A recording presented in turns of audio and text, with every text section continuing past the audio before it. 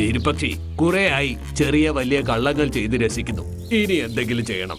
ഷേർഖാനും പേടിത്തൊണ്ടനായ ഗോൾഡിക്കും ഇടയിൽ ഒരു വഴക്കുണ്ടാക്കാൻ. നീ പറഞ്ഞത് ശരിയാണ്. ഇന്ന് തന്നെ അതിനു വേണ്ട കാര്യങ്ങൾ ചെയ്യണം. കള്ളം പറയുന്ന തത്തകൾ ജയയും വീരുവും. ഗ്രീൻലാൻഡ് എന്ന കാട്ടിൽ ജയ, വീരു എന്നു പേരുള്ള 2 തത്തകൾ താമസിച്ചിരുന്നു. മറുവശത്ത് ഗോൾഡിയുടെ ബ്ലൂലാൻഡ് എന്ന ചെറിയ കാടും ഉണ്ടായിരുന്നു. ജയയും വീരുവും എപ്പോഴും കള്ളം പറഞ്ഞുകൊണ്ട് ഗ്രീൻലാൻഡിലെയും ബ്ലൂലാൻഡിലെയും മൃഗങ്ങൾക്കിടയിൽ വഴക്കുണ്ടാക്കി രസിക്കുമായിരുന്നു. വരൂ, നമുക്ക് നോക്കാം. അവർ ആരെന്ന അവരുടെ വിചാരം. ഞങ്ങൾ രണ്ടുപേരും അവരെ ഒരു പാഠം പഠിപ്പിക്കും. ഹേയ്, എന്തു പറ്റി ജയ? വീരു ആരുടെ കാര്യമാണ് ഈ പറയുന്നത്? ഞങ്ങൾ രണ്ടുപേരും ബ്ലൂ ലാൻഡിൽ നിന്നാണ് വരുന്നത്. ഗോൾഡി അവന്റെ മൃഗങ്ങളോട് സംസാരിക്കുമായിരുന്നു. അതിന് നിങ്ങൾ എന്താ കേട്ടത്? നിങ്ങൾ രണ്ടുപേർക്കും ഇത്രയ്ക്ക് ദേഷ്യം വരാൻ എന്തുണ്ടായി? അവരെല്ലാം നമ്മുടെ കാട്ടിലുള്ള മൃഗങ്ങളെയെല്ലാം കുറ്റം പറയുകയായിരുന്നു. ഇതും പറയുന്നുണ്ടായിരുന്നു അവർ. നമ്മുടെ കൂട്ടിലെ മുട്ടകളും ആഹാരവുമെല്ലാം അവരാണ് എടുത്തതെന്ന്. ആ ചെറിയ കാട്ടിലെ മൃഗങ്ങൾക്ക് ഇത്ര ധൈര്യമോ നമ്മുടെ ആഹാരവും വെള്ളവും മോഷ്ടിക്കാൻ? അവർ ഇതും പറയുന്നുണ്ടായിരുന്നു. നമ്മുടെ കാട്ടിലാകെ ഷേർഖാന് മാത്രമേ ധീരനായുള്ളൂ. ബാക്കി എല്ലാ മൃഗങ്ങളും ഭീരുക്കളും കഴിവില്ലാത്തവരുമാണെന്ന്. അങ്ങനെയാണോ? എങ്കിൽ ഇപ്പോ തന്നെ അവനെ ശരിയാക്കാം. വരൂ കൂട്ടുകാരെ. എല്ലാ മൃഗങ്ങളും പക്ഷികളും കൂടി ചേർന്ന് ബ്ലൂലാൻഡിലേക്ക് പോയി. അവിടെ ഗോൾഡി മൃഗങ്ങളോട് സംസാരിക്കുകയായിരുന്നു. എന്റെ കാട്ടിലെ പ്രിയപ്പെട്ട പക്ഷിമൃഗങ്ങളെ, ഗ്രീൻലാൻഡ് കാട്ടിലെ എല്ലാ പക്ഷിമൃഗങ്ങളും നല്ലവരാണ്. നിങ്ങൾ ഒരിക്കലും അവരെ ശത്രുക്കളായി കാണരുത്. എപ്പോഴും അവരോട് കൂട്ടായിരിക്കണം.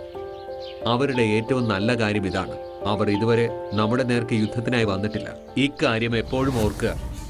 ഇത്രയും പറഞ്ഞു കഴിഞ്ഞപ്പോൾ ഗ്രീൻലാൻഡിന്റെ കൂട്ടം വന്നു. അവർ എല്ലാവരെയും ആക്രമിച്ചു. അവരുടെ തലയിൽ വളരെ ശക്തിയായി കൊത്തി മുറിവേൽപ്പിച്ചു. അയ്യോ, രക്ഷിക്കണേ! അയ്യോ, രക്ഷിക്കണേ!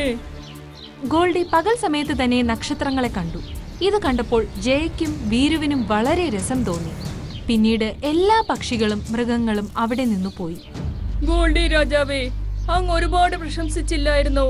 അതേ ഗ്രീൻലാൻഡ് കാട്ടിലെ മൃഗങ്ങളല്ലേ? അവർ അങ്ങേ പോലും വെറുതെ വിട്ടില്ല.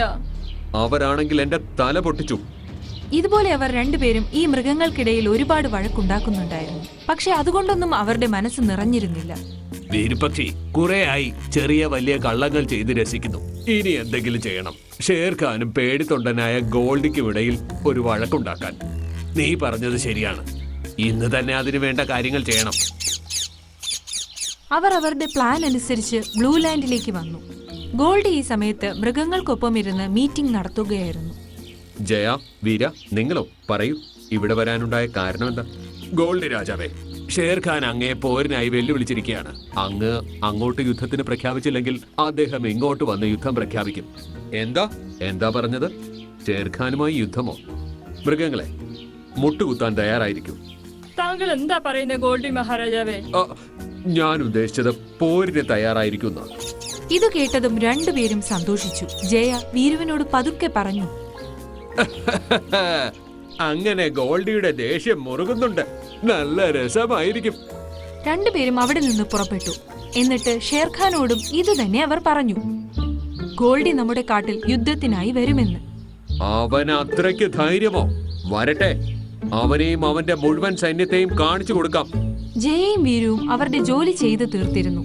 അവർ ഈ കാത്തിരിപ്പിലാണ്. ഇനി എപ്പോൾ യുദ്ധം നടക്കും? പിന്നെ എപ്പോഴാണ് ഇത് കണ്ട് രസിക്കാൻ സാധിക്കുന്നത്? അടുത്ത ദിവസം ഗോൾഡി തന്റെ മൃഗങ്ങളെയും കൂട്ടി ഗ്രീൻലാൻഡിന്റെ അകത്ത് പ്രവേശിച്ചു. ഷേർഖാനും തന്റെ സൈന്യത്തോടൊപ്പം തയ്യാറായി നിന്നു. ഇപ്പൊ കാണാം രസം. ഷേർഖാൻ ഈ ഗോൾഡിനെ നല്ലതുപോലെ ഉപദ്രവിക്കുന്നത്. ഷേർഖാൻ, തോൽവി സമ്മതിക്കുക, അല്ലെങ്കിൽ നല്ലതല്ല നടക്കുക. ഇത് കേട്ടതും ഷേർഖാൻ അവന്റെ മേൽ ചാടി വീണു. അവർ തമ്മിൽ ഉഗ്രമായി മത്സരം നടന്നു. പക്ഷേ പതുക്കെ പതുക്കെ ഷേർഖാന്റെ നില വഷളായി. ഷേർഖാൻ പരുക്കേറ്റ് വീണു. ഇത് കണ്ട് എല്ലാവരും ആശ്ചര്യപ്പെട്ടു. ജയയുടെയും വീരുവിന്റെയും മുഖത്തെ സന്തോഷമെല്ലാം മാഞ്ഞുപോയിരുന്നു. തോൽവി സമ്മതിക്കുന്നു. നിർത്തൂ ഗോൾഡി. അവസാനം നമ്മൾ ജയിച്ചു. ഗോൾഡി, നീ ജയിച്ചു. ഇന്നു മുതൽ ഈ കാട് നിന്റെയാണ്. ഇത് കണ്ടപ്പോൾ ആർക്കും അവരുടെ കണ്ണുകളെ വിശ്വസിക്കാൻ സാധിച്ചില്ല. ഷേർഖാൻ ഇത്ര പെട്ടെന്ന് എങ്ങനെ തോൽവി സമ്മതിച്ചു? ഷേർഖാൻ, ഞാൻ നിന്നോട് ആജ്ഞാപിക്കുന്നു, നീ ഇവിടം വിട്ടു പോകണം. ഇത് കേട്ടപ്പോൾ ഷേർഖാൻ മുഖം താഴ്ത്തി അവിടെ നിന്നും ഗ്രീൻലാൻഡിന്റെ സമുദ്ര തീരത്തേക്ക് പോയി. ഇനി മുതൽ ഗ്രീൻലാൻഡ് എന്റെ രാജ്യമാണ്. ഇവിടുത്തെ എല്ലാ മൃഗങ്ങളും ബ്ലൂ ലാൻഡിൽ നിന്ന് വന്ന മൃഗങ്ങളുടെ അടിമയായിരിക്കും. ജയ, വീര, നിങ്ങൾ എപ്പോഴും എന്റെ കൂടെ ഉണ്ടായിരിക്കണം, എന്റെ പ്രത്യേക പരിചാരകരായി.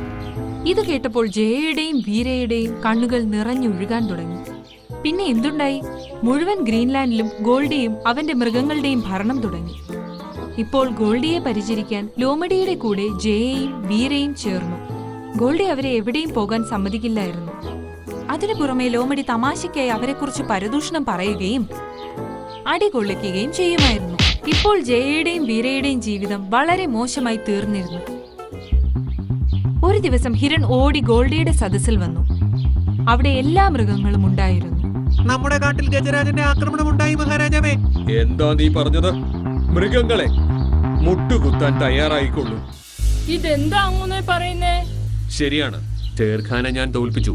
എന്നാൽ ഗജരാജന്റെ ആക്രമണത്തെ എനിക്ക് തടയുവാൻ സാധിക്കില്ല. ഇതെല്ലാം ഞങ്ങൾ കാരണമാണ് സംഭവിച്ചത്.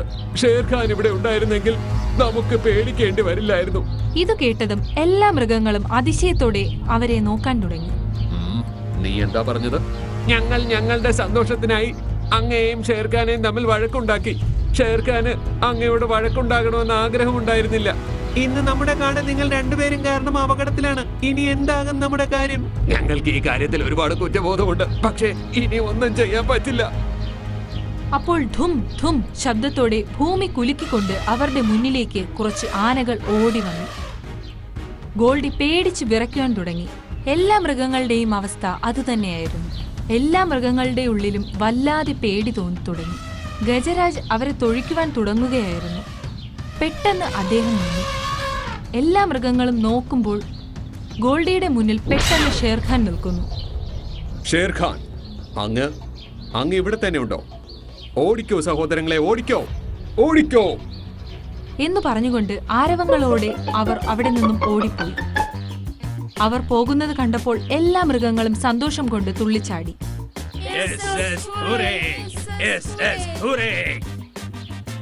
ഷേർഖാൻ, അങ്ങ് ഇവിടെ തന്നെ ഉണ്ടായിരുന്നോ? ഇതുവരെ അങ്ങ് ഒളിച്ചിരിക്കുകയായിരുന്നോ? ഓ, നിങ്ങൾ രണ്ടുപേരും ചെയ്ത തെറ്റ് മനസ്സിലായോ? അതെ ഷേർഖാൻ, ഞങ്ങളുടെ സന്തോഷത്തിനായി നിങ്ങൾ രണ്ടുപേരെയും തമ്മിൽ വഴക്കുണ്ടാക്കാൻ ശ്രമിച്ചത് തെറ്റായി പോയി. ഇന്ന് ഞങ്ങളുടെ ജീവിതം വളരെ കഷ്ടത്തിലുമായി. ഈ ഗ്രീൻലാൻഡിലെ മൃഗങ്ങളും അടിമകളെ പോലെയാണ് ജീവിക്കുന്നത്. ഷേർഖാനും ഗോൾഡിയും രണ്ടുപേരും ചിരിക്കുവാൻ തുടങ്ങി. അത് കണ്ടപ്പോൾ എല്ലാ മൃഗങ്ങൾക്കും അതിശയമായി.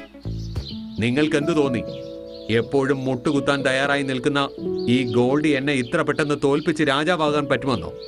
ആ ദിവസം നിങ്ങൾ ഇവനോട് പരദൂഷണം പറഞ്ഞു വന്ന അന്ന് വൈകുന്നേരം തന്നെ അവൻ എന്നെ കാണാൻ വന്നിരുന്നു. എന്നോടെല്ലാം പറഞ്ഞിരുന്നു.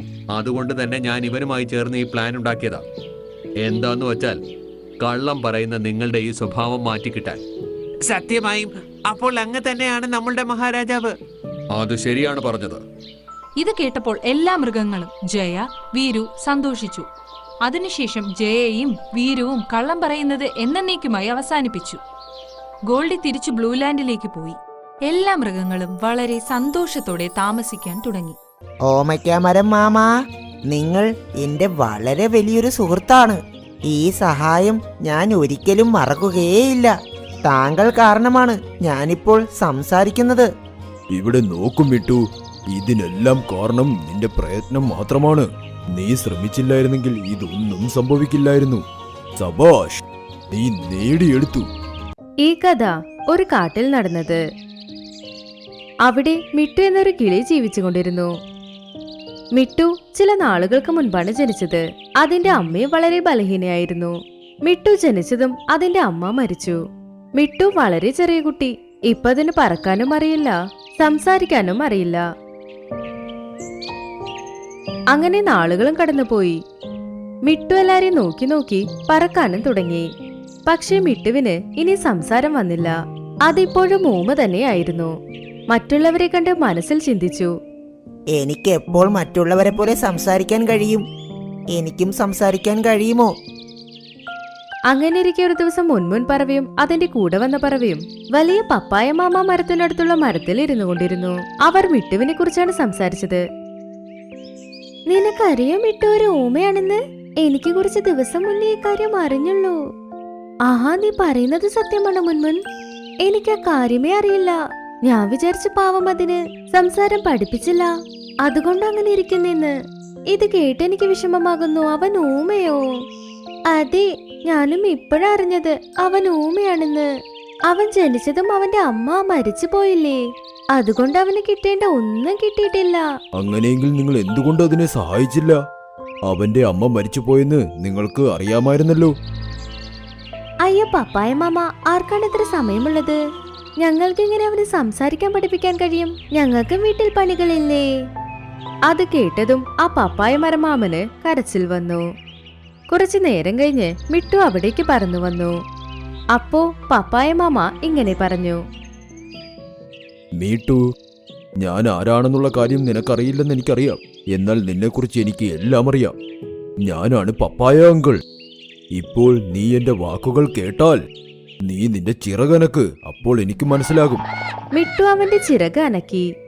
എനിക്ക് അറിയാം, പാവം, നീ ജനിച്ചപ്പോൾ തന്നെ നിന്റെ അമ്മയും മരിച്ചുപോയി. അതുമാത്രമല്ലാതെ ഈ കാട്ടിൽ നിനക്ക് സുഹൃത്തുക്കളുമില്ല. എന്തുകൊണ്ടെന്നാൽ നീ തനിച്ചാണ്. നീ വിഷമിക്കണ്ട, ഞാൻ നിന്റെ സുഹൃത്തായിക്കോളാം. അതുമാത്രമല്ലാതെ നിന്നെ ഞാൻ ഭേദപ്പെടുത്താം. മിട്ടു അവന്റെ ചിറകനക്കി. അവന്റെ കണ്ണിൽ നിന്ന് കണ്ണീർ വന്നു. എനിക്ക് അറിയാം നീ എന്നോട് എന്താണ് പറയാൻ വരുന്നതെന്ന്. എന്നാൽ നിനക്ക് പറയാൻ പറ്റുന്നില്ല.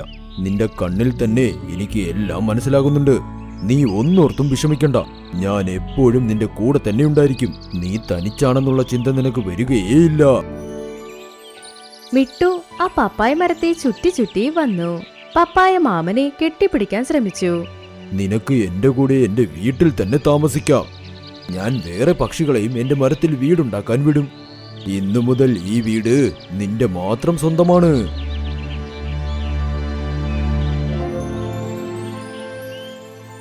അടുത്ത ദിവസം രാവിലെ അവർ രണ്ടുപേരും ഒരുമിച്ചാണ് എഴുന്നേറ്റത്. അപ്പൊ പപ്പായ മാമ മുൻമുൻ പറവയോട് പറഞ്ഞു, ഒരു നല്ല ഡോക്ടറെ കാണണം, നമുക്ക് മിട്ടുവിന് ട്രീറ്റ്മെന്റ് കൊടുക്കണമെന്ന്.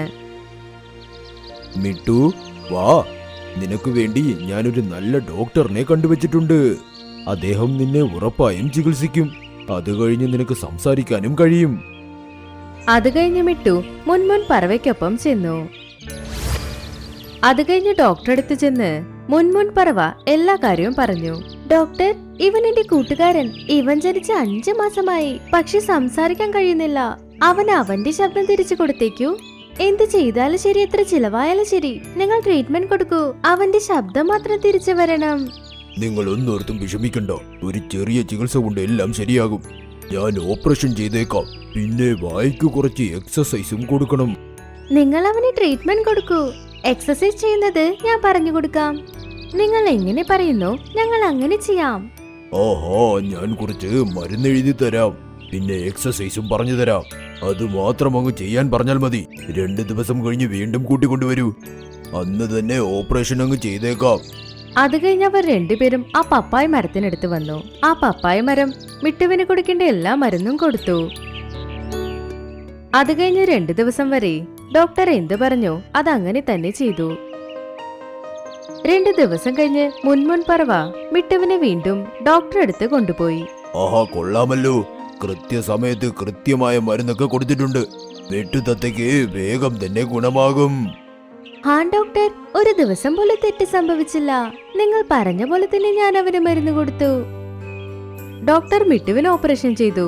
മിട്ടുവിന്റെ ശബ്ദം അവന് തിരിച്ചു കിട്ടി. പപ്പായ മാമ ഇത് കണ്ട് ഒരുപാട് സന്തോഷിച്ചു. മിട്ടുവിന്റെ സന്തോഷത്തിന് അളവില്ലാതായി. മിട്ടു ആദ്യമായി ഒരു വാക്കാണ് പറഞ്ഞത്. ഓമയ്ക്കാമരം മാമ, നിങ്ങൾ എന്റെ വളരെ വലിയൊരു സുഹൃത്താണ്. ഈ സഹായം ഞാൻ ഒരിക്കലും മറക്കുകയേയില്ല. താങ്കൾ കാരണമാണ് ഞാനിപ്പോൾ സംസാരിക്കുന്നത്. ഇവിടെ നോക്കും മിട്ടു, ഇതിനെല്ലാം കാരണം നിന്റെ പ്രയത്നം മാത്രമാണ്. നീ ശ്രമിച്ചില്ലായിരുന്നെങ്കിൽ ഇതൊന്നും സംഭവിക്കില്ലായിരുന്നു. സബാഷ്, നീ നേടിയെടുത്തു. അതെ, എന്നാൽ പപ്പായ മാമ, ഇതിൽ എന്റെ പങ്ക് എത്രത്തോളം ഉണ്ടോ അതേ അളവിൽ താങ്കളുടെ സഹായവുമുണ്ട്. ഈ കാലഘട്ടത്തിൽ ആര് മറ്റുള്ളവരെ ഇങ്ങനെയൊക്കെ സഹായിക്കാനാണ്? എന്നാൽ താങ്കൾ ഇത് ചെയ്തു. താങ്കൾ സത്യത്തിൽ ഈ കാടിന്റെ ഹീറോയാണ്. പപ്പായ മരം അത് കേട്ട് കരയാൻ തുടങ്ങി. അവർ രണ്ടുപേരും പരസ്പരം കെട്ടിപ്പിടിച്ചുകൊണ്ട് ഒരുമിച്ച് ജീവിക്കാൻ തുടങ്ങി. ഈ കഥയിൽ നിന്ന് നമ്മൾ എന്ത് പഠിച്ചു എന്നാൽ സൗഹൃദം പണം വെച്ചോ രൂപം വെച്ചോ തീരുമാനിക്കുന്നതല്ല. സൗഹൃദം മനസ്സിൽ നിന്ന് വരണം. പപ്പായ മാമനും മിട്ടുവും ഒരു തവണ പോലും മീറ്റ് ചെയ്തതേയില്ല. പക്ഷേ പപ്പായ മാമന്റെ ഒരു ചെറിയ സ്റ്റെപ്പാണ് മിട്ടുപറവിടെ ജീവിതം അതിന് തിരിച്ചു നൽകിയത്.